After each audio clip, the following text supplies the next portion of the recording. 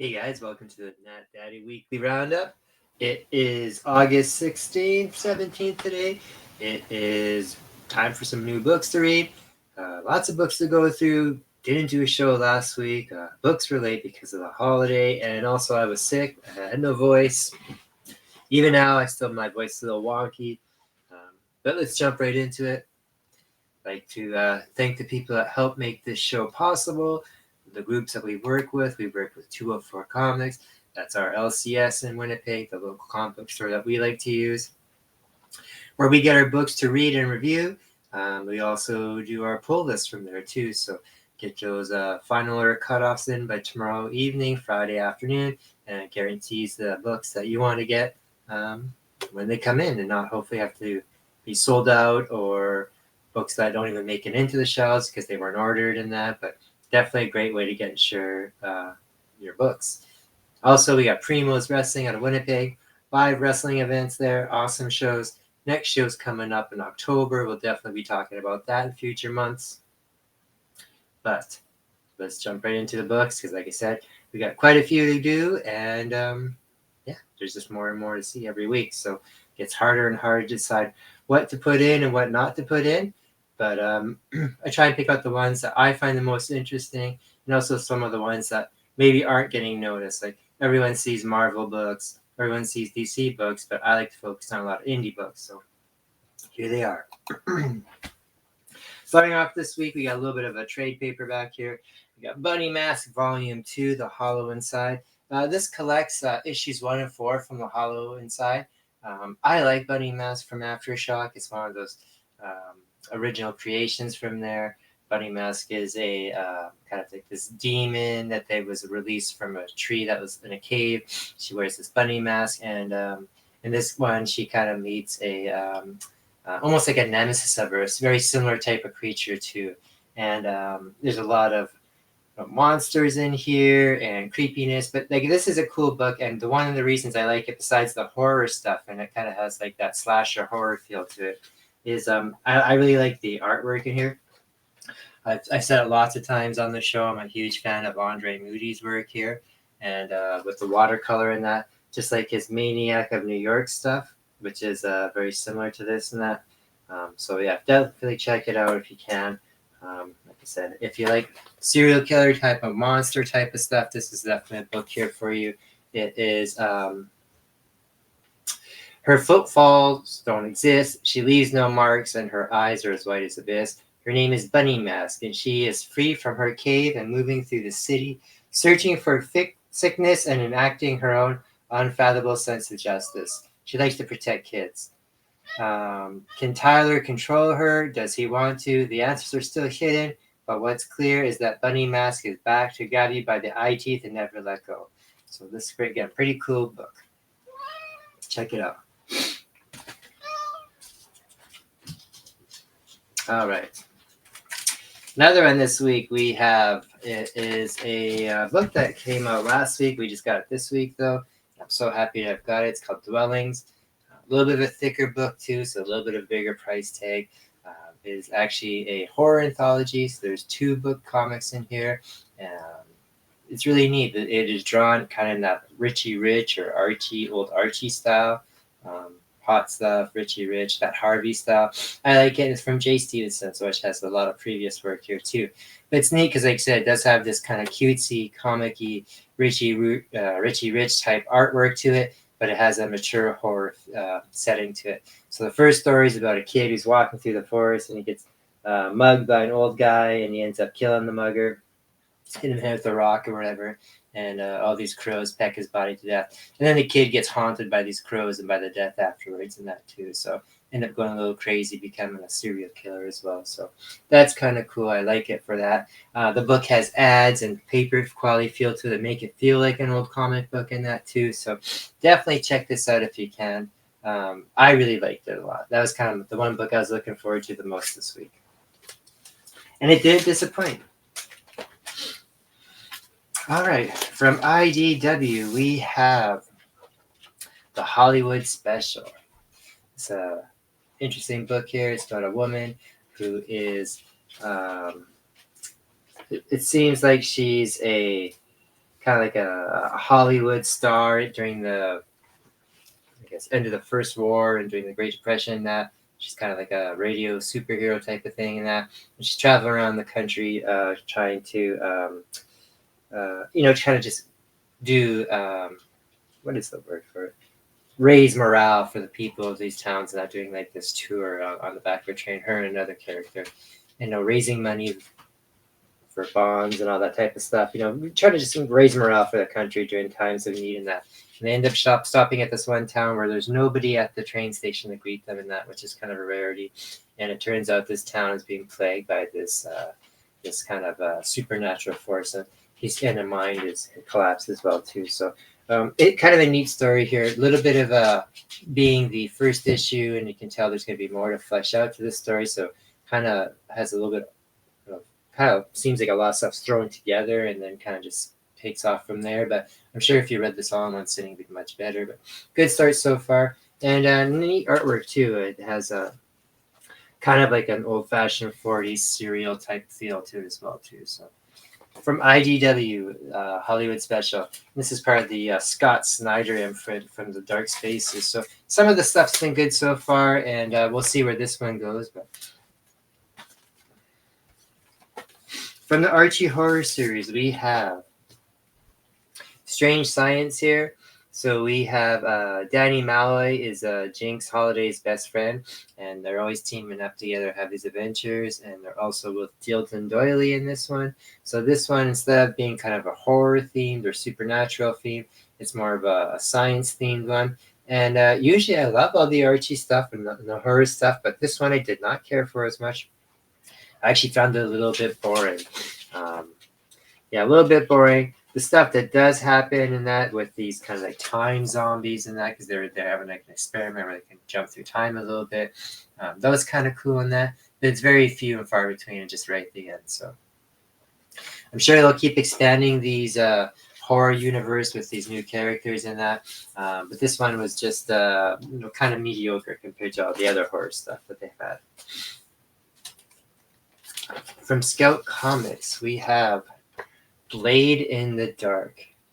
And this book here is pretty cool. I liked it. It is black and white, no gray tones in that. So I know for myself that's not a big deal. I quite enjoyed that. I know a lot of people don't. But it works well in here because this takes in like ancient Japan. This guy, his village has been ransacked and set on fire by ninjas or horde of traveling warriors, and this guy's tracking them down, trying to get revenge in that. And he ends up coming across one of them, and it turns out to not be human. It actually is some kind of demon or monster in that. And now he's kind of submersed himself into this war where he's like tracking down these people and that. And it turns out it's supernatural, so he's gonna take on them as well too. Neat book so far, and again, I like black and white comics and that, but I know a lot of people don't, so don't let that deter you. But again, great book so far. Blade in the Dark. Another one from Scout Comics, we have Orson Welles, Warrior of the Worlds. So this is kind of like similar to that book or movie that was out a few years ago, Abraham Lincoln, Vampire Hunter, where it takes a well-known person of history, this one being Orson Welles, the famous Hollywood person, and what if the whole time his whole normal life was going on, he also had something else going on in the background. And this one here, it is at the same time as him being his Hollywood movie producer and director and all-around storyteller, he is also the defender of the world against aliens and that. So kind of a neat story there. The War of the Worlds play that he originally done was actually a true story. They kind of spun it off into like making it a not real story. And it's kind of cool. I like it in here. The woman that is in here, she actually travels back in time to see Orson Welles at different times in his career and that. And that's what this book will be about as well. So kind of cool.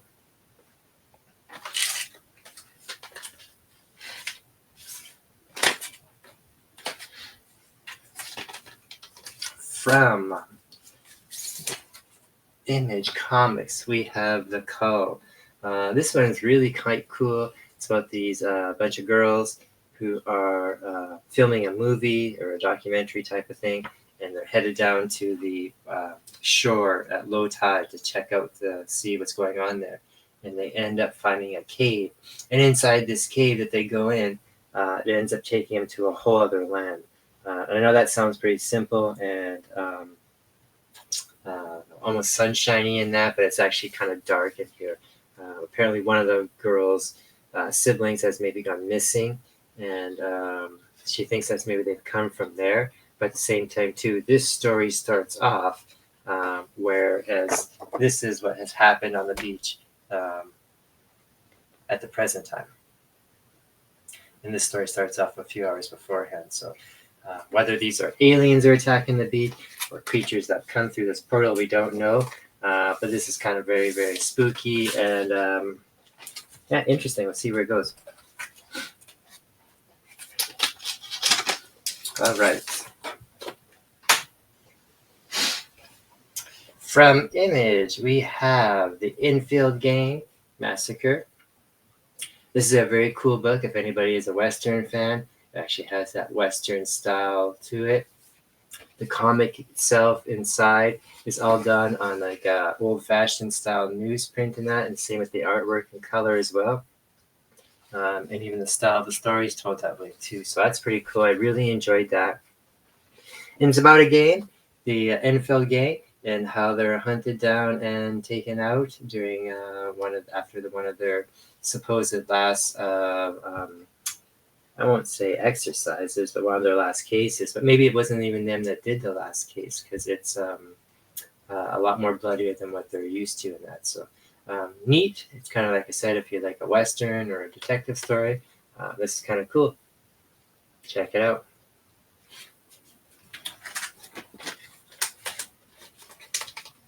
It's neat when I'm doing these reviews every week that there's a pick from such a variety of stuff that no, not everything is superhero. Some things are horror, some things are science fiction, some things are history, some things are fantasy, and some things are Western. So it's neat to cover a little bit of everything.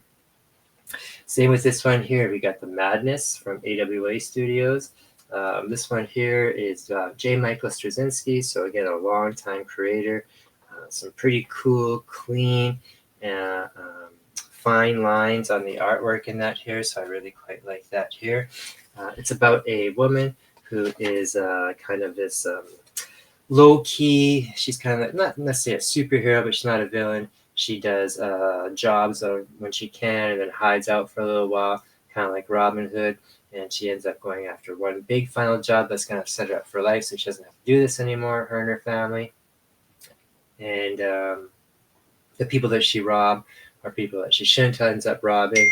And they end up coming after her for revenge and for stealing from him and that. And her whole family end up getting wiped out because of this. And this causes her to go a little bit crazy and turning into like this darker version of herself there. So we leave off in that she's kind of turned into this darker version of herself after returning to the scene where her family's wiped out. And now she's going to go after all these people for revenge, obviously. So I don't know if that's the full intent of the story, if there's more still to develop in the upcoming issues of it. Pretty cool book so far.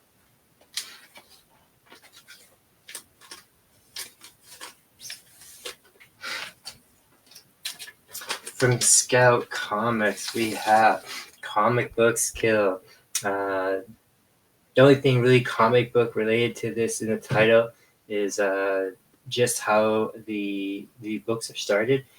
Back in the day when bootlegging and that was going on, everybody's stuff was smuggled from Canada through the trucks that were delivering comic books and magazines and newspapers and that because it was cheaper to get printed in Canada and sent down there. So a lot of contraband gets sent through the borders doing that, booze and heroin and what have you, cigarettes. So mostly booze back in the time, then it becomes heroin. So that's ends up happening here, and along that, you end up having the lifestyle that goes with it. You have criminals and detectives and whatnot. So that's all going on in there. And what ends up happening is there's a fellow in here who ends up having trying to get some comic book stuff started, related wise, and he is looking around for jobs. He's not really finding one, and he ends up bumping into an old friend of his who's a former gangster. He starts hanging around with them for the evening, and then he ends up getting kind of twisted up and caught up in a murder from them as well too. So, like I said, neat little murder mystery starting, surrounded with kind of with comic books, about a comic book guy who's trying to get his creating started, and how bootleggers used to smuggle everything through the borders with trucks that they would ship comic books and newspapers and that in. From Blood Moon Comics, we have the Duchian Smile. This one is a very dark and kind of disturbed book, as you can kind of see from the cover there. It does have some neat artwork in there. A lot of kind of like multimedia, different types of art mixed together. It's about a kid who lives a pretty crappy life, and he gets abused by his father, and that makes his father makes him watch and do horrible things. And he always kind of gets associated with this. It seems like it's a Mickey Mouse mask or a Mickey Mouse character in that, but always kind of gets associated with stuff like that.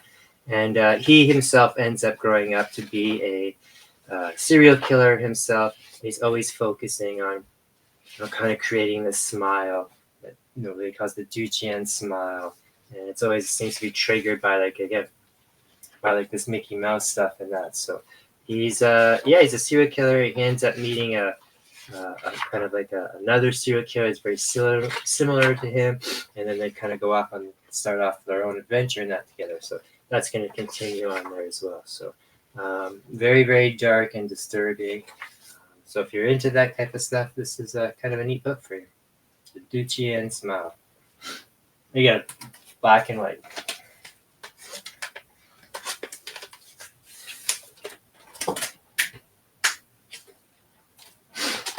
Here's a silly book from,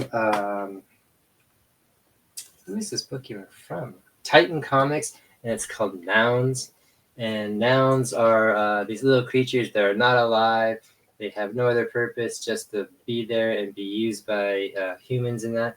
And they're basically little creatures that are made up of anything. So some of them are heads of like chainsaws. Some of it has walk around with a head of a taco. Some guy looks like a baseball glove. Some guy looks like a hat. Some people like cow heads, monkey heads. So it's basically any little object you can think of. They become like little walking around humanoid creatures. They have no feelings or thoughts or anything. They're just mainly there to entertain. And they end up becoming a food source for humans. So it's, it kind of sounds a little weird in that. But it does have some really cool artwork in it. And a lot of neat satirical stuff as well too. So like I said, this one guy's like a roadkill skunk, one guy's like a taco, one guy's like a duck, all kind of cool stuff. And like I said, they kind of get captured and turned into like resources for humankind. So kind of a neat book there. Very, very strange and weird, but funny at the same time too. So do check it out if you're looking for something a little different. It's called Nouns. All right, getting into some of our, before we get into the DC stuff, we'll finish off with this, what I like to call all our indie stuff here. So from Boom Books here, we have another one of their pen and ink series. We have the Many Deaths of Layla Starr by Ram V. I like this book when it came out originally about a year or so ago. This is what they call what we saw last time with the Something's Killing the Children, kind of like a director's copy. So it's all black and white pen and ink version with kind of director's notes and writer's notes and artist's notes throughout the whole book there. Really neat. I quite liked it. Layla Starr herself is a young woman who is reborn as with death, the spirit of death inside her, Lady Death. Up in, I don't know where you want to call it, up in the cosmos and that, God ends up telling Death that she's fired. They no longer need her anymore because humankind's about to have a baby born that's going to turn them all immortal. So Death's kind of pissed off. She's going to lose her job, so she has to be turned into mortal and is coming down to Earth to try to deal with this kid to get her job back. So she kind of keeps dying and being reincarnated as this human again. And it's pretty fun. It's a great book. I quite liked it. Pretty neat.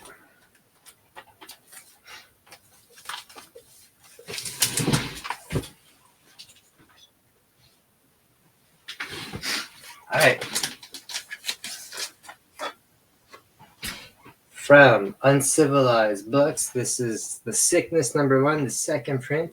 I was unable to get a copy of this, much like a lot of people, so I jumped on it when they had a second one here. It is a book, independent, black and white as well too, about an area where it seems like this town is kind of slowly being exposed to the sickness, and everyone's kind of slowly getting turned and taken over, where you kind of have like this living, kind of like zombie stuff going on.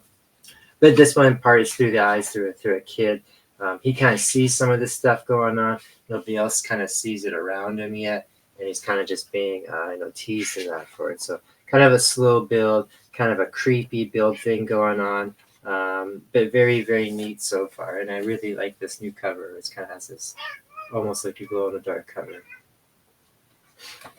That's one of the creatures that he sees as well. So another neat one there too.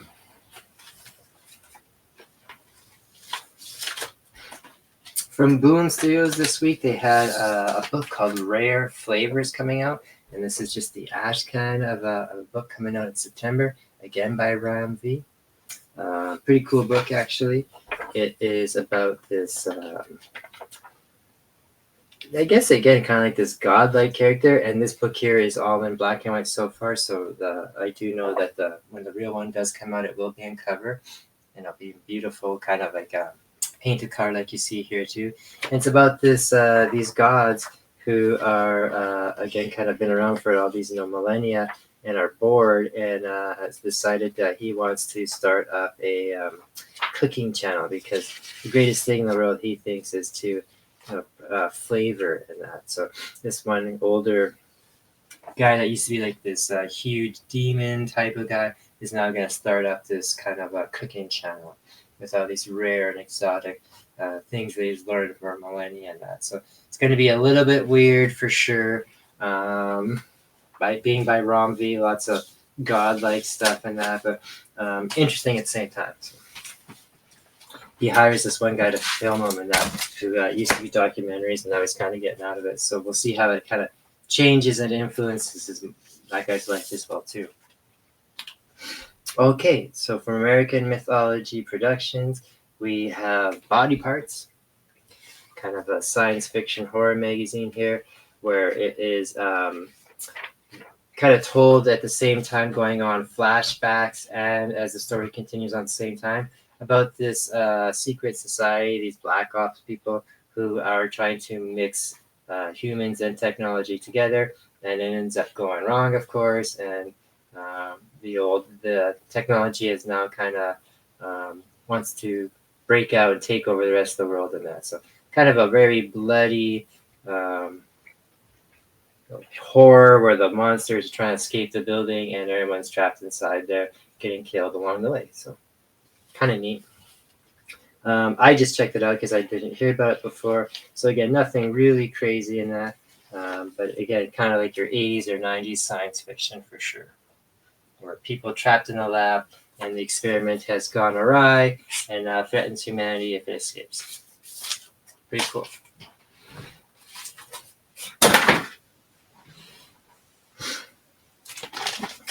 DC this month is finishing up all its Night Terror stuff, so they have all the issue 2s of Superman and Batman and Wonder Woman, and I believe Catwoman as well too.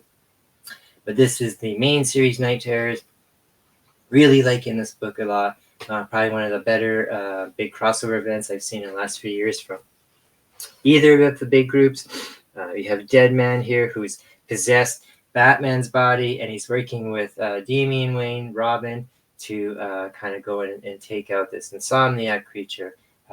They've gone into someone's dreams, and they've actually have working with the original Sandman, and they've kind of found this area that's a dimension that's between living, or a dimension between being awake and asleep, called a hollow, and Insomnia can't go in there. So they go in there. They manage to find this nightmare stone, and now they're going to try and use it against Insomnia to wake everybody up and save the world. So I really like this book a lot so far. Night Terrors has been awesome because it's not just DC doing horror. There's horror, straight up horror stories with DC characters. So more emphasis being on horror and then the DC stuff.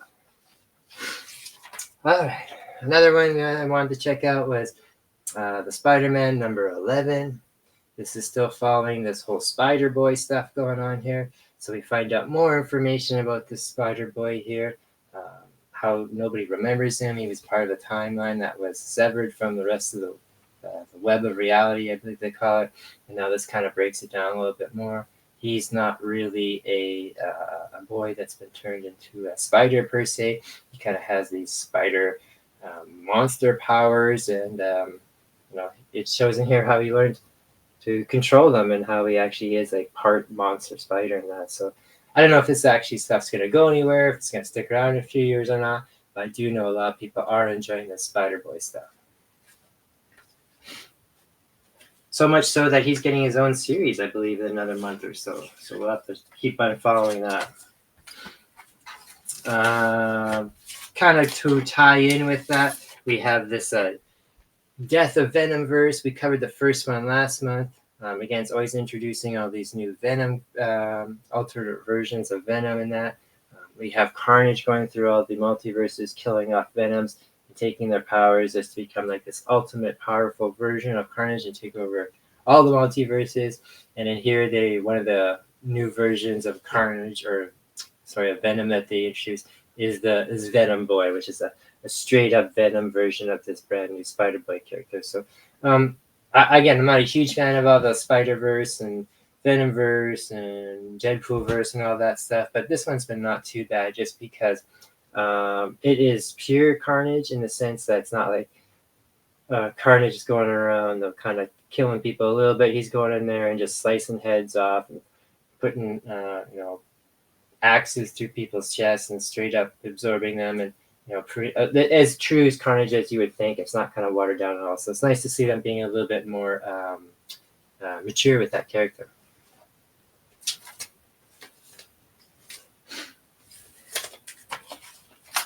From part of these What If Dark series that we've been following each month or each week, we have the What If Dark Moon Knight. Here the premises is what if Mark Spector was killed by Bushmen, and so that happens there, and he ends up dying. And there's no Moon Knight afterwards, but what ends up happening is instead of being a Moon Knight, there ends up being what Ra ends up bestowing his power to the female that Marlene, I believe, is, or Marlene. I think her name is Marlene, and she becomes almost like a female Moon Knight, except her name is Ra. It's powered by Ra. Her name is Luminary. So kind of a neat story there too. So if you're a Moon Knight fan and if you like some of the Moon Knight series stuff, this would be a cool version of what to check out. But they don't have to call them dark. I mean, all what ifs are dark. There's never been a happy what if. So. And finally, from DC, another one that I thought was neat to check out was the Harley Quinn in black, white, and redder.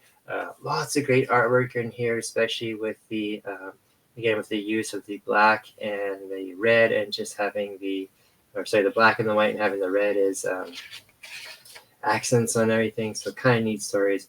We get a few stories in here. One of them being the popularity of the Super Pets a few months ago. Well, Harley comes in with kind of like the League of Doominoes and that too. So it's kind of neat there. You can see them over here. We got Squid. What are they called? You got Squidler. You got Bud and Lou, which are her hyenas. You got this little dog named Barkside. You got a cat named Dexstar, and then you got Koala, which is like a koala. It's kind of funny. So yeah, these are fun stories as well too. I really like this a lot as well.